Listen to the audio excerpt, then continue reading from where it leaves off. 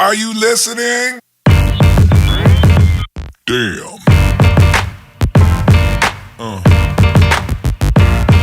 Yeah. Yeah.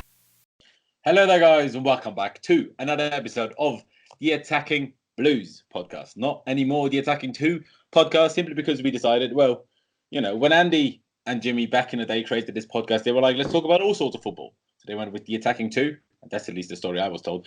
And now we realize, actually, we only talk about Chelsea. So how about we just go for the Attacking Blues, which makes a lot more sense, really. And also, some other big news is we have basically officially now joined the Big Heads Media Podcast Network, which is just a corporation, I guess, between ourselves and, you know, Big Heads Media. And yeah, it's something that we look forward to and something that I hope, you know, is going to be a good partnership. And also today, we're joined by a very special guest, which is Mr. Sadik himself, Mr. WorldWideChels. My friend, how are you doing? Thanks for having me on, first of all. I'm good, thanks. How are you? I'm good. And of course, also joined by my co-host, by my fellow co-host, Mr. Jimmy Funnell. Jimmy, how are you as well? Of course, heading into this new season now. Excited, buzzing, really buzzing. I mean, we got Sadik on, have to be buzzing anyway, but generally really excited for the start of the season. Being good. Very much so. I couldn't agree more. Of course, pre-season has now finished. You know, we are recording this on the Tuesday after the last preseason game. Of course, it will come out tomorrow, I'm pretty sure. So on Wednesday for you guys when you are listening to this, hopefully. And yeah, it's after preseason. It's just a few more days until the start of the season. It's very exciting. Of course, if you are new here, please do subscribe to our channel on YouTube. Follow us on, you know, the Spotify, the iTunes, the everything. Just follow us, subscribe, give us all the good ratings. That'd be great. So yeah, do that. Of course, also check out Sadik in the description and our own social medias, which will be down in the description below. But now let's get into today's podcast and let's get into what is a lot to talk about today, because preseason to me personally was very interesting. It was a mixed bag, as I like to call it, because there was a lot of positives, but there was also a lot of negatives. Most importantly, that we are simply incapable of defending set pieces, which is not great. But also, there's obviously other negatives. There's obviously a lot of positives as well. I don't want to, you know, paint this in a complete negative way now. But yeah, I mean, we had some very good opponents in preseason in Barcelona, also, you know, Salzburg and Mönchengladbach. But we also had some less good opponents, I guess. The two Irish teams, Kawasaki, are not of, you know, the standard of a top 6 team in the Premier League. Of course not. But guys, let me start with Sadik. How did you feel preseason went so far? Or I say so far, how did you feel preseason went? I felt what the best moments were from the midfield. I felt they shown the most out of all the players. You know, Mason Mount, I wasn't a big fan of. You know, it's still early preseason, but he's been showing signs why he's capable of playing the Premier League, of course. Why he's ready to be playing for the Chelsea team. Kovacic, for me, has adapted in the correct position. We don't need him massively at the top scoring goals. His all-round game is there. And obviously Ross Barkley, for me, fresh life, someone I'll be supporting massively this season for sure. And Jorginho, as always, he's been really good. And with the strikers, it was mixed. You know, some games they did well, some games they were a bit quiet. We had, you know, on and off games with the strikers, but defense, I'm really worried for sure. Yeah, I couldn't agree more. I mean, the whole midfield thing, I mean, there is obviously something that we will touch on. Whether does Kante just slot right back in, whether he's fully fit for United or whether it's one of the next few games, we'll have to wait and see. But, you know, once he's back fit, does he slot right in? We'll talk about that. But yeah, the midfield obviously was good. And it was interesting because Jimmy and I spoke a good 20 minutes at least about the whole striker situation. I think just before preseason started or just as the first 1 or 2 preseason games had been played. Yeah. And to be honest, we're no smarter than we were at that point, quite frankly. I mean, we know that Frank Lampard is going to go with Tammy Abraham, but we don't know whether he's actually any better than Batshuayi or Giroud. Like, we have no idea, quite frankly. In my opinion, anyway. Like, some people say Tammy Abraham has been so good. I don't necessarily agree. He had some good link-up play, but, you know, that's why I don't like Giroud that much. Being a striker is not just link-up play. Being link-up play is good, yeah. You need to do that, but it's not just a one-job thing here, right? You know, you're not just you're not a goalkeeper if you just know how to use your hands either. So there's more to it. Anyways, Jimmy, of course, can't leave you out here. How did you think preseason went? Do you agree with Sadik, or, you know, you got any more criticisms? Sorry? Sorry? Otherwise, of course he will agree with me. Otherwise, I have some words with him after. No, I'm doing good. Yeah, I mean, basically, I do agree with what Sadik said overall. I mean, one thing that I will add in regard to that striker question, I actually think that Michy Batshuayi wasn't as bad as many say. I thought he showed quite some good form at times. He was left out of the last game, so that might be an indication of Tammy being the main starter as well, because he's played like, I think, quite a few minutes more, like nearly 80 minutes, which is a lot. We'll have to wait and see. Generally, I don't know. What really, really, really worries me after this preseason is the centre-back crisis. Well, I'm not going to say crisis, but the centre-back conundrum. Yeah, we don't know who we should really use there. We know now that Christensen and Zoom in that one game we played wasn't the best of fits. I think it's kind of at the moment with Rudiger out, Louis and one of the either the one or the other. But I don't know. That's something that worries me going into the season, because even if Manchester United, and we'll talk about that later on, is a bit in turmoil, I don't like the idea of like the likes of Rashford and so on running at our current defence. Cesar Spilicueta, that's another question mark. I think we can all be happy with pre-season, but there are some inherent flaws that we have to deal with. But yeah, that would be my take of pre-season pretty much. I don't know. We'll have to wait and see. I mean, what do you make of, for example, the Cesar Spilicueta situation? Because that is such a big topic for me, which you have to be careful, because I know he's like being a brilliant servant, and he still is. You should still use him, but I don't know. He's just not taking this to like a duck to water. I don't know. This right back situation is worrying as well. Yeah, no, I completely agree. I mean, the right back situation is a bit of a problem right now, but it's kind of a problem that we all hope will kind of solve itself, just with, I guess, Reece James coming back. It's just that for now we don't really have much of another option. Of course, there are these reports that once Reece James is back to much better fitness, as the European transfer window stays open for quite a while longer than the Premier League one, excuse me, we'll end up loaning out or selling Zabacosta later on in the window, later on in August, which probably makes sense because there's no point keeping him around. If Reece James is meant to be either backup or the starter, so I think that is going to be something that solves it. But the whole centre back problem, first of all, I think it's slightly being blown out of proportion. Because if you think about it, okay, Reading, fair enough, but most of those problems were set pieces. That's not just the centre-backs then. And if you think about Salzburg, that was actually not our starting centre-backs anymore when we conceded all of those goals. So you can't really count as all of these 3 goals as a centre-back problem in that sense. And I just think as soon as Kante is back, that will be much less of a problem, because for me, the main problem was, as great as it is going forward, as great as much as their press season and everything, and as beautiful as sometimes Kovacic and Jorginho together were to watch, these gaps that we had between attacking midfield and defense sometimes were ridiculous.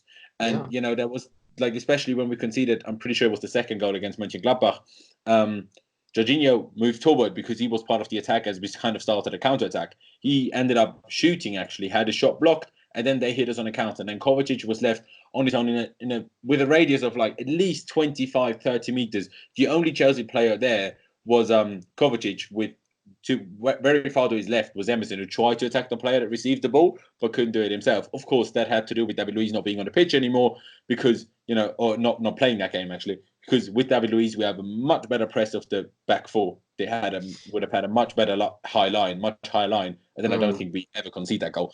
But with Kante, that's a completely different scenario. Like, leaving Kovacic on his own with that much space around him is a completely different thing to having Kante with that much space around him. Like, you can talk about going forward being Jorginho and Kovacic being the better solution, yes, but we're not Man City. We're not going to have 80% of the ball against Man City. Against some opponents, maybe we should go with Kovacic and Jorginho. But for most games, I quite simply do believe that we need N'Golo Kanté if he's fit, because otherwise we're like, so who's going to defend then? Like, it's all well and good to try pressing, but even our press would be much better if Kante played.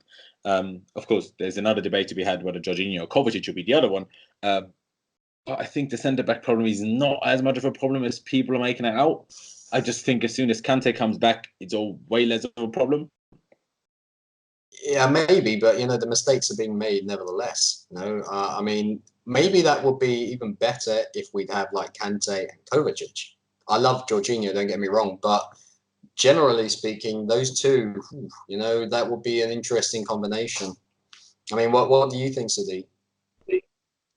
I think there is a bigger problem in defence, but it's good that it's happened in pre-season. It's very important that it's happened now, not during the season, of course. So I'm hoping. I don't know, like just set piece in general. I know Laurenz had said like he wasn't the starting centre backs and stuff like that, but just in general, I don't feel comfortable with the defence combination, just two centre backs. I just feel there needs to be a bit more leadership, and I think David Luiz is the only one out of them that can show that. I think he needs to show, where people need to stand, what to do. I've seen Zuma lose his man on one of the corners. All these little things. They all add up to one big thing that we need to be very, very wary of. They're not short; they're tall men. There's no way, we're being bullied like that. But it's just concentration, making sure, what we're doing. Even at the back post, front post, sometimes it's not clear what's going on. I don't know if you guys have noticed this, but it's all over the place. And luckily, pre-season, but you'd have thought that would have been sorted in pre-season, and you would have thought the space between the defence and the midfield would have been sorted by pre-season. But it has not. So do the defence play a higher line, or does someone stay back? And obviously, like Lauren said, Kante coming back will ease some of the pressure, of course. But can he do it alone? I'm not so sure. Yeah, I think that is a big question mark, because if we get into, coming from pre-season to getting into the actual season, which is ahead for us, I think expectations are, in regard to Frank Lampard, how is he going to deal with this? How will he be able to steady the boat in regard to our defence? How will he eventually set up the midfield? How also something that you mentioned, Laurenz, is a good point that you made. In that game against Gladbach, our defence was so set up so deep. Although our midfield was pushing up so far up the field, there was just a gaping hole there, and that was very difficult to cover, especially in that second goal. So, I mean, I think they need more time, or they get it. Our first few games, United, Wolves, Leicester City is the second one, if I'm not mistaken. Even Sheffield United, I was talking with Ram from We Ain't Got No History. You what? The Super Cup. Oh, yeah, I'm not even thinking about that, because if we win that or not... We've been losing 7 times. We've been losing that. Yeah, but, it's one of those cups where you say, if we win it, brilliant. If not, then who cares? I mean, I'd love to win it, third time's a charm, you could say, but more worried about our Premier League games, because even Sheffield United, I heard from Ram, who's a fellow writer at We Ain't Got No History, because he watches the Championship a lot. They actually have the centre-backs even move up over the wings when they're pushing forward. I'm not sure if they can actually do the same. Yeah, look like that, Laurenz, because I couldn't believe it myself. It's ridiculous, yeah. I don't understand how that would physically work. I don't know myself, but, Ram, he is an expert when it comes to Championship. I think I'm allowed to say this, but he's even actually been hired by a Championship club for working with stats, and he's been looking at that, and Sheffield United really... Well, I'm not sure if they'll do it in the Premier League, as said, because Fulham played a completely different way than they in the Championship under Jokanovic, as they then did in the Premier League. But I think the dysfunctionality was with all the people coming in, the players. I think there were like 10 people on deadline day, and it was ridiculous. Point being that even they will pose a threat to Chelsea if we don't get our problems sorted out, just sooner rather than later. I just want to say that, in August, I don't think teams will play to the best of, their ability. I think sometimes it's about luck. You get your results, you pick up early points, and, maybe we might just get some luck against United, pick up a few more points against Sheffield United that we might find difficult. during the season if we were to play away from home, of course. I'd rather play big teams right now than later on if we're not ready. If you know what I'm saying? I just feel there's a lot of, no one's 100% at the start of the season. Everyone's getting ready. I've seen teams that win the league, they start really badly at the start and then they come back, they get into form. But that's how it was before, before City started, of course. The Uniteds, they were doing that. So, yeah, I mean, we should be worried, of course, but anything can happen with Chelsea. Chelsea, they just need a few chances. I don't expect possession base or anything like that. I just feel we've got to take our chances and just wish for the best. That is another thing that I actually did want to touch on because, as much as the defending was a problem against Reading, as much as it was a problem against Salzburg in the second half, and as much as it was a problem against Gladbach, particularly in the first half, not so much in the second half, actually. The finishing against Gladbach was a big problem. It wasn't so much in the other games, but against Gladbach, the finishing was horrendous. Like, if we finish like that, we're going to get relegated. The amount of chances we had, and we only scored from bloody penalties, and one of them was a dive and a half. Like, that is ridiculous. Like, what was that finishing? Sorry, like, Tammy Abraham, yeah? I'm going to be a bit more harsh here now, because if you're going to finish like that, you're not going to be our starting striker. Like, it doesn't work like that. Like, I'm sorry. That if Morata ever did that, he would be slaughtered until the end of days on Twitter. Some of those misses were like, how obvious could he make it to go for that far corner for that chance early on? He opened his body about, like, he couldn't have opened it further, made it more obvious for someone. People told me it was a great save. Doesn't mean it's not a good save. But there comes a point in a time where you just place it in a way that it's just impossible for a goalkeeper to save it. Where a very good save is not even a possibility anymore in a one-on-one within the box. Like, you shouldn't even give him the chance anymore, quite frankly. And that doesn't mean that, I don't trust him. That doesn't mean that he shouldn't be our starting striker. That just means don't do that anymore, please, because that would be a big problem. But he wasn't the only one. Pulisic had one that he could have done a lot better with. Mason Mount had one or two that he could have done a bit better with. Who was the other guy? Pedro had one that he should have done a lot better with. Pedro generally, I thought, was awful in preseason, but he scored that blinding goal. Probably the best goal I've ever seen. Yeah, he always does that. Yeah, I mean, he always scores these exceptional goals. It's ridiculous. Well, good for us, but ridiculous. But I just want to get at that because, if the finishing is like it was in the other game, because he scored loads of goals. We scored 4 goals against Reading. Okay, some of those were defensive mistakes, but those defensive mistakes also happen due to our pressing. So you kind of make your own luck in a sense.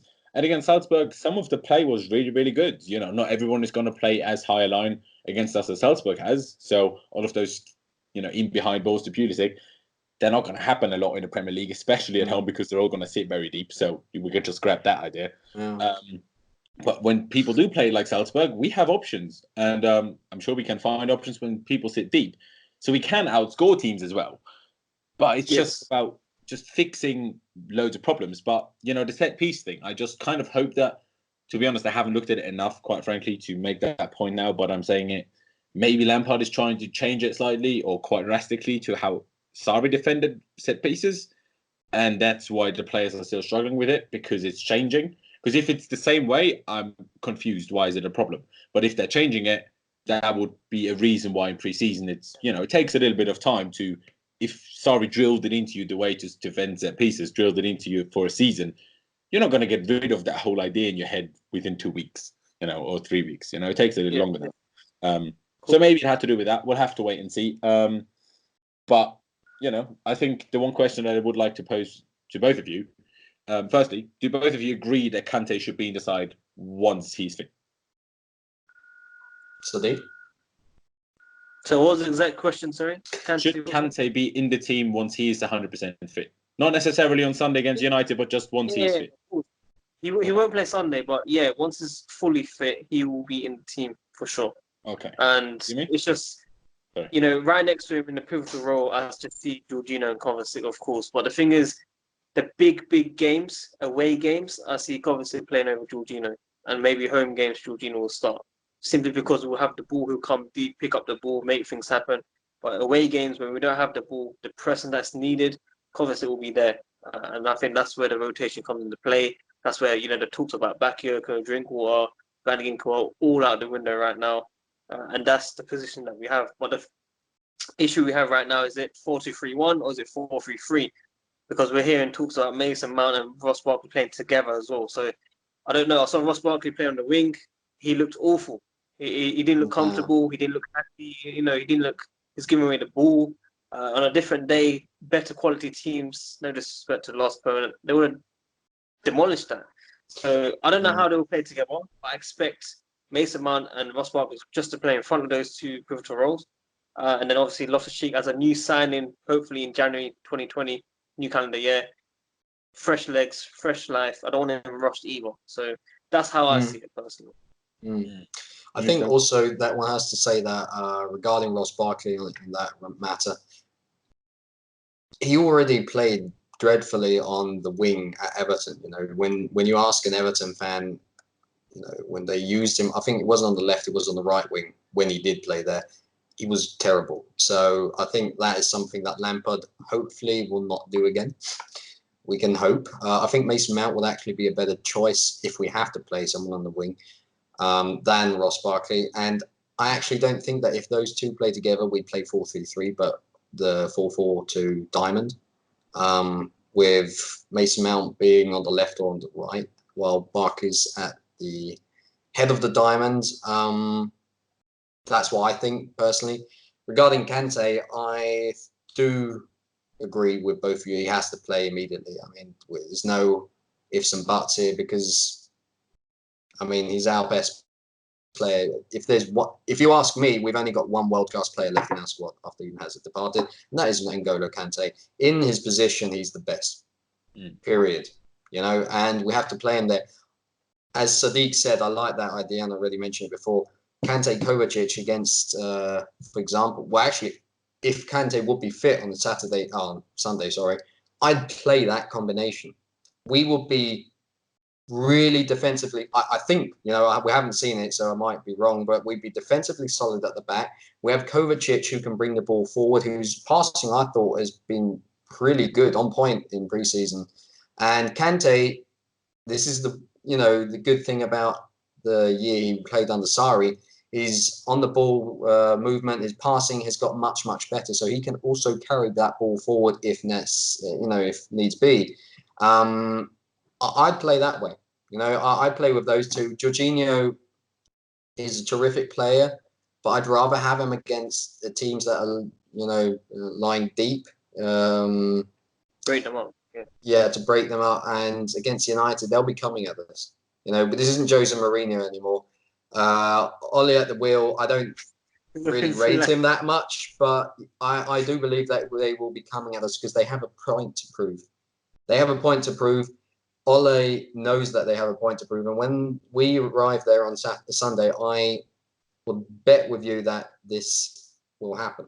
You know, and then I'd rather have Kante and Kovacic screening that back four, and we can, sit back and relax. I hope. Not that I don't agree with you. It's just I think we will make United look good rather than them being that good. Personally, it's just a Chelsea thing. Possible. Honestly, guys, I really hope they do come at us because we will destroy them. We will take them apart. If we have Jorginho and Kovacic starting in that midfield, good luck trying to press us. Imagine how much space we'll have to attack them. Good luck trying to attack us. Like, that's the one thing we'll be good at this season. Someone trying to attack us and us hitting them on a counter because with the pace, with Pulisic. That's what we're going to be good at. Like, breaking teams down, that's what we're going to struggle with. Because our strikers, meh. Pulisic is good, but he's not quite Hazard. And then we don't even know whether we're going to have another winger or whether it's Mount and Barkley for whatever reason. But, I just want to basically just give my thoughts on the whole situation because, I thought that the point that Sadik made with when to play Kovacic and when to play Jorginho was interesting because, again, I see both Kante and Jorginho, I think, a little bit differently to both of you because if it was Kante and Jorginho, I wouldn't see Jorginho as the guy driving. Kante is the guy driving and Jorginho is the guy sitting. Because Kante is the one that has the pace and Kante is the one that can press. And Kante is the one that wins every 50-50. Jorginho doesn't win those. And then Kante has the pace to, even though he pushed further forward, he can then track back in time to still be there in time. But if Jorginho pushes forward, he doesn't have the pace to track back in time. So then it would just be Kante on his own. If Kante pushes and then he tracks back, he'd probably be back in time to just be back to defending as a 2 with Jorginho next to him. When Jorginho wouldn't have that. I think that's what Jimmy meant. He's improved his game overall with Sarri. No. I get what Jimmy meant with that. It's just saying that I see Kante as the one pushing. And that's why I don't see Kovacic and Kante as the best solution, because Kovacic loves to dribble so much and he's so good at it that it, again, sorry, what's going on? Would kind of be a waste to have him sit. And I don't think Kante quite has the vision to sit, if that makes sense. To be the guy, I don't think Kante quite has that vision. So that's why I think Jorginho is really important. And also one other thing that I want to point out about Jorginho, while I completely agree that Kovacic is much better at tackling and obviously a much better pace and, is stronger and stuff, which he has a lot of physical advantages over Jorginho. I just think Jorginho is so important in just directing the rest of the team to keep our shape. Even if we're trying to be defensive, that having Jorginho makes us be much better defensively, because he's keeping everyone in shape and making sure that people don't move out of place as much as they would as if Jorginho wasn't on the pitch. Him and Luis, I think, are very crucial to us sticking to a plan of what the manager wants to happen on the pitch. Yeah. And I think that is the kind of reason why, even though he isn't the greatest tackler, you need that guy on the pitch. Like, no matter what game Barcelona played, they always had Xavi on the pitch. And if you looked at him, Xavi wasn't really good at anything except at passing and controlling the ball. He was slow. He was short. He didn't have the greatest reactions of all time either, but he was one of the greatest midfielders of all time. But he was so important to their structure in every sort of way. I know he was further forward than Jorginho was, of course. But, I just think he's so important, because whenever we don't have Jorginho, and Luis, by the way, we just don't have any structure. It's like all organization has completely gone out the window as soon as they're not there. We'll have to wait and see. It depends how whether Lampard agrees with that sentiment, or also thinks that the screening that they would do, the two of them, would suffice. But I think we also have to move on from this midfield debate, because don't get me wrong, I don't want to. It's just we're taking up quite a bit of time here. I think one question. The most interesting debate, though, really, I think, anyway. Okay, let me hold my beer. Do you think, boys, if Lampard, and don't want to jinx it, if Lampard were to lead Chelsea, let's say come Christmas, and we're in 13th, 14th place, I'm not saying it's going to happen. I don't think it will, but let's say in this scenario it would. Will we be given enough time? I know we've heard from multiple sources he will be given the time. He'll have 2 years, blah, blah, blah. And of course he needs transfer windows, But this is Chelsea. This is completely new territory for us, because integration of youth, never had it. Completely inexperienced manager, never had it, This is a transfer ban as well. We don't know what's going to happen, but what do you think? Because personally, I think we'll stick with him. But if it really gets, if the shit hits the fan as it did in 2015-16 and we're just above the relegation zone, they're going to sack him. I honestly think they would sack him in that position. And it breaks my heart. But let's not, I don't want to, as I said, jinx and say that will happen. But if that scenario were to come to happen, then what do you think, Sadik? Yeah. First of all, I think the team is capable enough to be top 10. There's no reason with any manager, whether you're experienced or not, that team is good enough regardless. Some of them are, top. They've played in European leagues, cup games and stuff.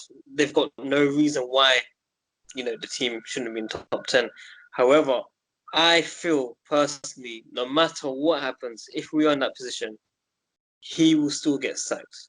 If we're that close, I don't think 13th. But I think when you're talking about Jose Mourinho's, fan bit, I think the fans will still support him. Don't get me wrong, but I just feel there won't be any patience with the others. Personally, I don't think it will change. I just don't think it will change. I don't think it's good enough reason why we should be 16th or 15th. As I said, the squad. It's good enough to be top 10 at least, regardless. I think if Laurenz was manager right now and you had Jimmy as assistant, you guys will probably get top 9, not even top 10, top 9. So we get top 4 easy. Honestly, I think Lampard has seen enough from these players. I think he has got into them. I think the players want to play for him from the moods that we see. I think, two players that we all want to see, Ross Barkley, Mason Mount, they're learning from the best. Yeah, and especially Hazard's gone, definitely. we need. I know the strikers are not going to step up. I'm telling you right now, the strikers are not going to step up and score the goals. We need our wingers and our middle midfielder that's attacking to score some goals. Regardless if it's only 5 each, I don't really care if it's 5 each. As long as we get the goals in, I'm happy. It's as simple as that. I mean, Laurenz? It is tricky, isn't it? Like, 13th around Christmas, I think he'd be fine. But if we were in the same situation as we were back in 2015, in late 2015, of course he'd be sacked. Should he be sacked? Probably. Because, as much as I want to give him time, but, if in your first season at Chelsea, which is usually just the one season that it goes well here, right? If in your first season at Chelsea, and I know we have a transfer ban, and I know we don't have Hazard anymore, but still, if in your first season at Chelsea, you're 15th, 16th at Christmas, then something really went wrong, right? Because we have a good squad. We don't have a squad that's capable of fighting for the league. We barely have a squad capable of fighting for top 4, but we have a squad that should quite comfortably finish top 6. Whether that's 5th, whether that's 6th, doesn't matter, because in the end, same thing. But we should quite comfortably finish 6th. Like, if you compare our team, whether it's Kevin Kepa, whether it's having David Luiz, whether it's having Emerson, whether it's having Zuma, who apparently were in threat by of them beating us in the end of the season, they really want our centre-back, and we're not even sure whether he's going to start for us. So, and then we have a midfield of just clustered with incredible players, quite frankly. Okay, the striking position is a bit of a problem, and the wing, obviously, we lost Hazard, but still the team is more than good enough to finish top 6. So if he actually was 16th, 17th around Christmas, there would be a problem. Whatever, it's difficult to imagine the whole situation because there would be reasons for it. Would those reasons be him? Would those reasons be the players? Would those reasons be, drastic injuries? You never know. Obviously, that would, play a big difference. Say if we had 5 huge injuries to 5 of our best players and he was then in that situation, don't sack him because, we don't have a transfer ban. We don't have the deepest of squads. So, obviously, if we had even more injury problems than we do right now, of course, that would be an explanation for the whole situation. But, I think, to be honest, I think we should be fine. Like, if you look at preseason, yes, there was problems. But, Salzburg are a really good team. I know they changed quite drastically their squad this summer, but still, Gladbach, I know they lost Torgan Hazard, but other than that, they, improved very well, and they're a really good team as well. They did, yeah. I think for top 4 in the Bundesliga this season, in my opinion, they're not top 6 England level, but they're just below that. And yes, I know we only drew against Gladbach, but we were by far the better team. Like, by far. Okay, we had those 2 laps of concentration, maybe 3. But Gladbach didn't have many more than 3 or 4 chances. Well, we had about, 15 to score, quite frankly. Like, we literally couldn't score 10 goals that game. So, we were a much better team. Yes, so the finishing out, and that will always be an issue for Chelsea, I guess, until we get a different striker. Or Tammy sorts himself out. I'm not going to jinx it yet. I think we should be fine to finish 6th, at least. I think we should be. Just can't imagine being in that bad a situation. Just a quick thing. Why? I mean, I agree with all our points. Don't get me wrong. Why we're discussing about it and stuff, but sometimes we think too negatively. Why don't we just think positively for once? Literally, just once. I'm not saying we're I wasn't being negative. It was just an explanation, though. It was just a question, But let's just look at the bright future. Let's look at the youth. They're getting a chance finally. We've been dying for it. Not in this scenario we wanted it to be like this, but it is what it is. Let's sit back, let's enjoy. I hope the fans are together now. I don't want to see no division, basically. I was sick and tired of it last season. I didn't want to even go to the games anymore. That's how bad it was, because it was disgusting. You wait until Mason Mount starts over Ross Barkley, and the same old people that wanted Tari out last year will want you out now. Quick question, you don't want Mason Mount over Ross Barkley right now? No, well, I don't know what I do, but if it ever happens, certain people will just lose their shit. But at the same time, we say we want the youth to play. Well, then Mason Mount should play over Ross Barkley.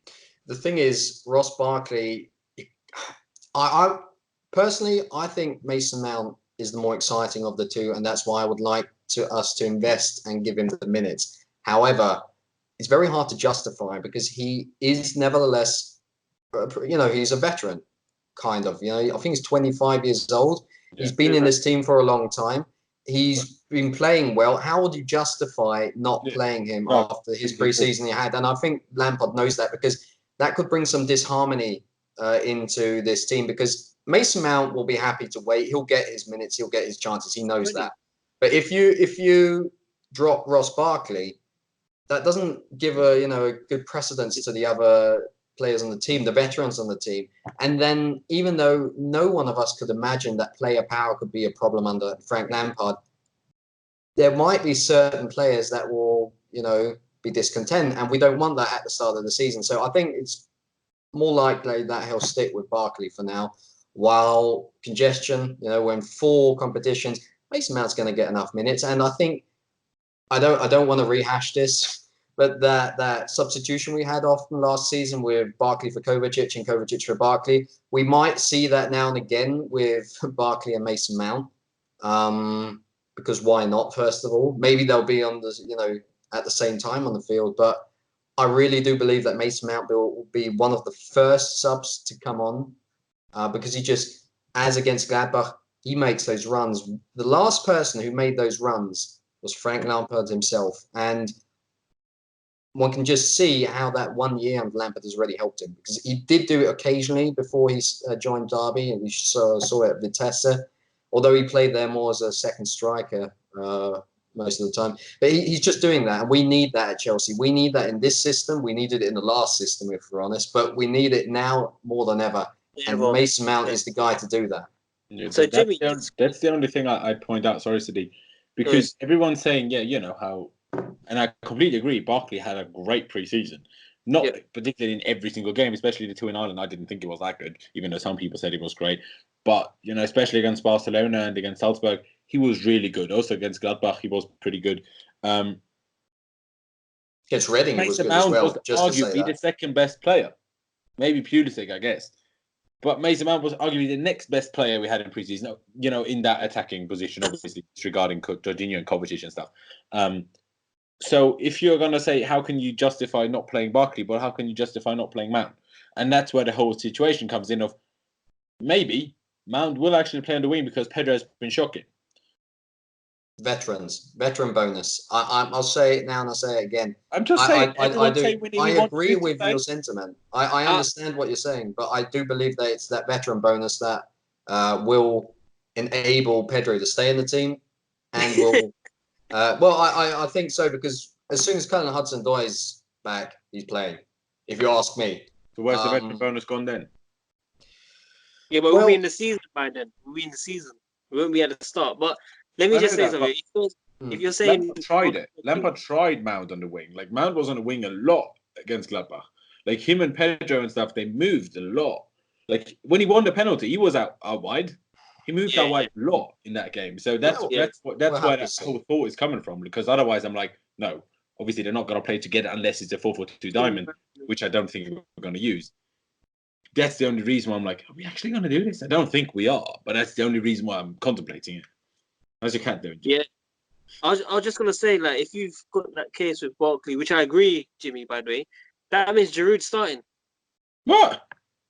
Yeah, Giroud's starting as well. Like, what? You're off your head. No, but you have to think about it. Yeah? If a new manager comes in, we've got a transfer ban. He doesn't want to make anyone unhappy. He doesn't want players to go to the agents and make stuff happen, like Willian with Conte or Willian with Sarri or wherever. You want all the players to be okay at the start of the season, which is why Mason Mount, even when Reece James comes back, I don't expect him to start immediately. I just want him integrated very slowly. Same with Mason Mount. I think the main aim for Lampard is to make sure everyone's happy.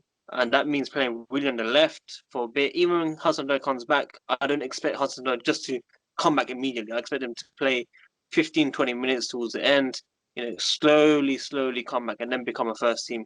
Around when Loftus-Cheek comes back as well in the new calendar year. That's how I see it personally. But Giroud's starting on Sunday.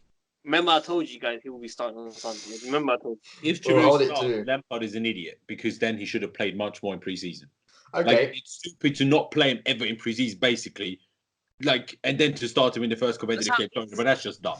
Managers are like that. Managers do that though. Like they Yeah, play but the that's most. stupid. It doesn't make any sense. There's no logic to that. Let's actually use this to move on to the last segment of the podcast today, and that is the game on Sunday. So just because I had to look up, Giroud 235. That's actually more than Batshuayi. It's not that much less than Tammy Abraham, got to say. So actually, our strikers got a very even amount. But disregard the Ireland games, like the big games towards the ends now. Only Tammy played. Okay. Yeah, no, that makes sense. Yeah, we can take it into consideration. But okay. So Manchester United. No words, just the names of the players. Starting formations, and then we'll continue from that. Starting formation. Let's each take one area. So I'll do goal and send defense. Laurenz, you want to do midfield? Sadik do attack. Is that okay? Yes. Okay, so Kepa's pretty obvious. Azpilicueta, Christensen, Louise, Emerson. Sorry, is that what you want or what you think will happen? That I think will happen. Okay. And also the one that I want. Okay. Interesting. Okay. Well, I assume Kante is not going to be fit.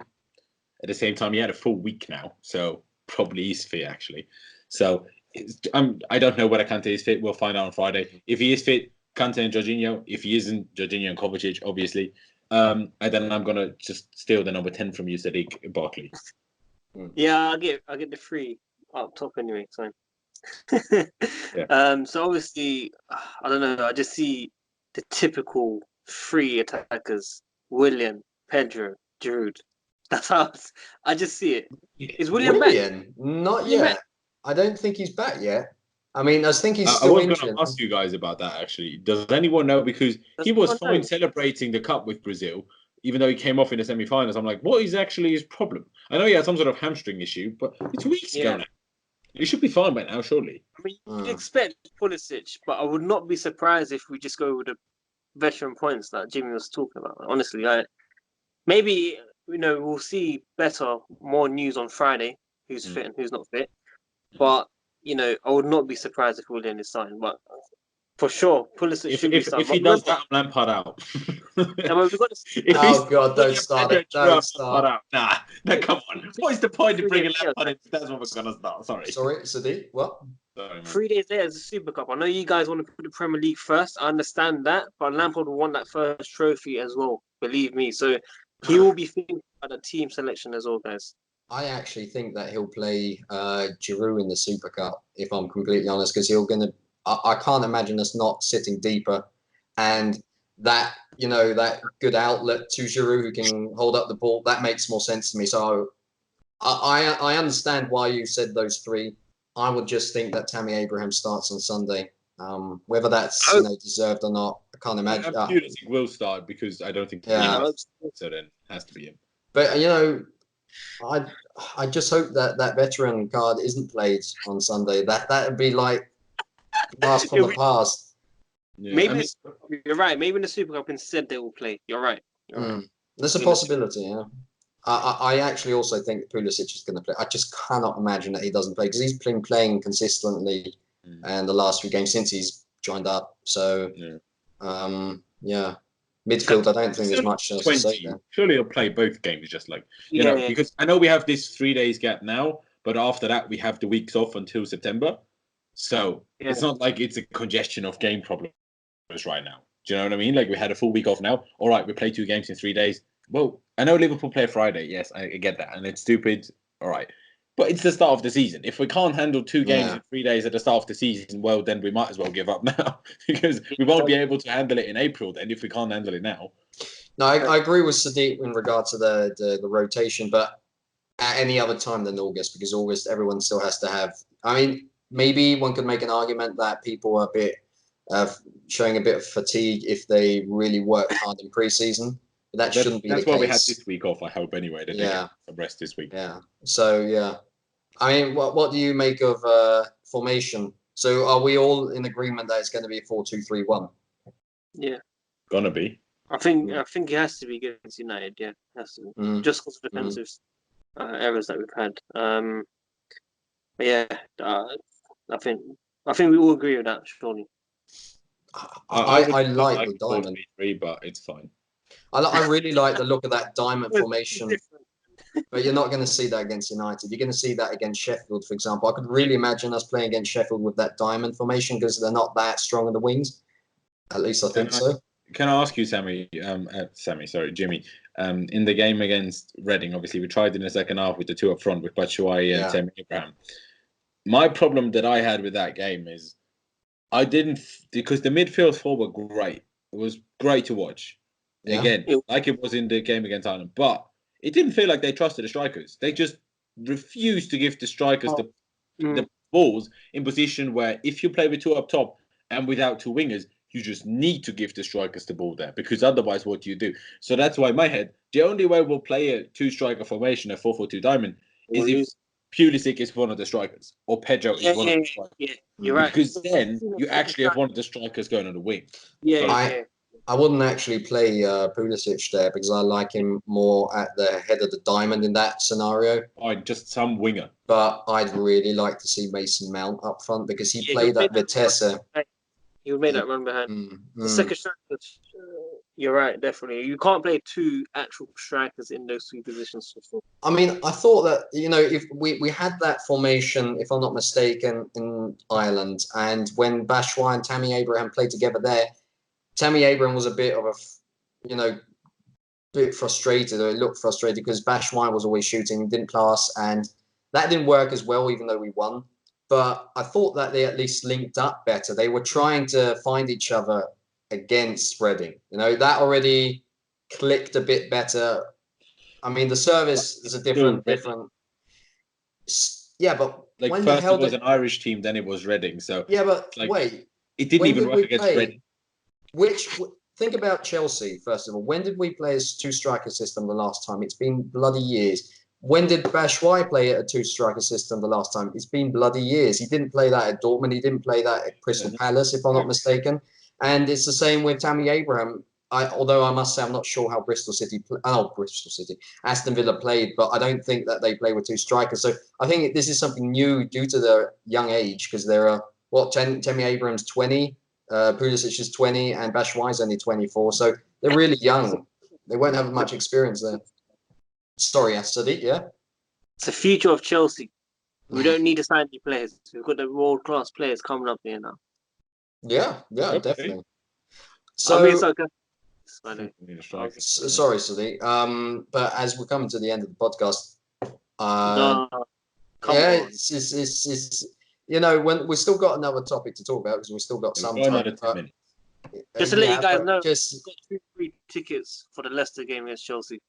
I just wanted to say it out there. I just got offered it just now. I'm happy. So subscribe to WorldWideChels. But I think what would still be interesting for Sunday is, will we see sorry, I forgot the name. Harry Maguire. Sorry, will we see Harry Maguire play or Slabhead? What was it called? Against us on Sunday or not? Because I think that it's a big signing. It could give them a big boost. I think because we can't just talk about Chelsea here, but also about United quickly. They have gotten a few good players in. Wan-Bissaka is a brilliant prospect and really talented. Maguire isn't maybe a world class, but he's very decent. Top bracket, you'd still say. Who else did they get? Oh, Daniel James. Yeah, I don't know about him, but generally they might be invigorated by this new signing. So, will United be on the front foot? No. I think. Would you guys agree with me to say that they might have the better defense than us? No. No.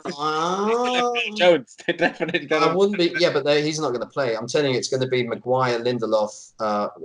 Who's at Wan-Bissaka and who's on the left? If it's actually young, Shaw. Well, Shaw ain't that bad. If it's actually young, they've got. When I said that. Sorry, go on. Who else do they have on the left? Actually, young. That's it. Is Damian still there?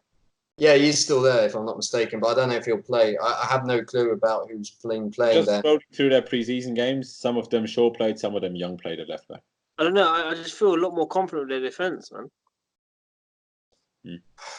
Yeah, I don't know. I think as a team, individuals, as a team, I just feel they will More function better. Oh, you mean Man United functions better? Man United's defense, I just feel it's a lot more. I mean, they certainly conceded less goals in preseason than we did. Yeah, we conceded crazy goals. We didn't. Yeah. We conceded the most dumbest goals, either from set piece or just from the mistakes or from the space between defense and midfield. Where the They chances conceded 3 goals in all of their 6 games. 1 of them against Spurs and 2 of them in their last game now against AC Milan. So, you know, I think and they won 5 of those. Yeah. Well, actually, they won all 6, but 1 of them on penalties after it being a draw. So theoretically, the midfield is kind of the weak spot, if you ask me. I know Lukaku isn't going to be playing, but I'm not really scared of Matic, who's been in serious decline also in this preseason. McTominay and Fred. amazing. What Sorry? happened? Watch him turn amazing because of us. Yeah, probably, yeah. Depends, man. Though, actually, I don't think Pogba's playing. He's still out, if I'm not mistaken. So there's a pretty big chance.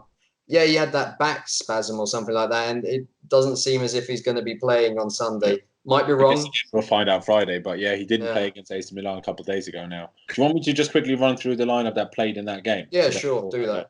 So obviously, De Gea was in goal. Wan-Bissaka, Victor Lindelof, or Nielsen, for some reasons it's Nielsen here, who scored an own goal. Rojo started the other centre-back, Luke Shaw. Then they played in a 4-3-1-2. You know, as they kind of usually did last season under Oli as well, to be honest. With that midfield 3 being Matic, Andreas Pereira, and Scott McTominay. Then Mata the 10, and then Rashford and Martial as a, 2 strikers, I guess. With obviously one of them always drifting wide to kind of make it a winger, and then just the cam kind of just presses a lot. That's what they did last season anyway, and I assume they'd be doing the same thing again. So that's what they played. Obviously, you'd expect Maguire to play. He's a centre-back. It's not that deep tactically. It's not like Sarri, Ole is not that difficult. Like that's the only thing why I'm surprised about what you said earlier, that you expect him to like go all out. Because even last season, people said, "Oh, Mourinho's gone. We're attacking now." And whenever I watched them, someone turned the light off. Sorry. Whenever I watched them play, to me it felt like not that much different. Just like fresher. Like the players felt like more free, but they were still defending and hitting on the counter. And then just Pogba just pinging the long balls to Rashford, who had the pace to get him behind. Whenever I watched United when Solskjaer was in charge, that's what it felt like they did at all times. Sit deep, give the ball to Pogba, ping the ball long to Rashford, and then catch up and try to score. I could be wrong on that, but whenever I watched them, and I watched quite a few of their games, that was obviously, that's all that I saw. But guys, we're pretty much, we're very close to the end now anyway, and there's some issues going on, so we're actually going to leave it here now. Sadik, do you quickly just want to basically just, mention your socials and whatever, just quickly before we end this? Yep. First of all, thanks for having me on, Laurenz and Jimmy. Appreciate it. Hopefully I can come on again. And you guys, you can find me everywhere. Twitter, Snapchat, Instagram, YouTube, everything at WorldWideChels. And again, thank you for having me on. Yeah, it's a pleasure to have you on, mate. It's glad that you had time to visit our humble podcast. And let's end the podcast on this. As always, please do subscribe to our Twitter account, actually to our YouTube channel, and please do follow us on Twitter. Follow our personal accounts, Laurenz Online, and give us a good rating on iTunes, please. It'd be massively appreciated. This is the first episode of the Attacking Blues. Great chat it's been. So we'll be back next week with just Laurenz and myself. We will be reviewing the Manchester United game, and let's hope that we can talk about a win. That will be great. And that's all from us from now. As always, keep the blue flag flying high and up the Chelsea.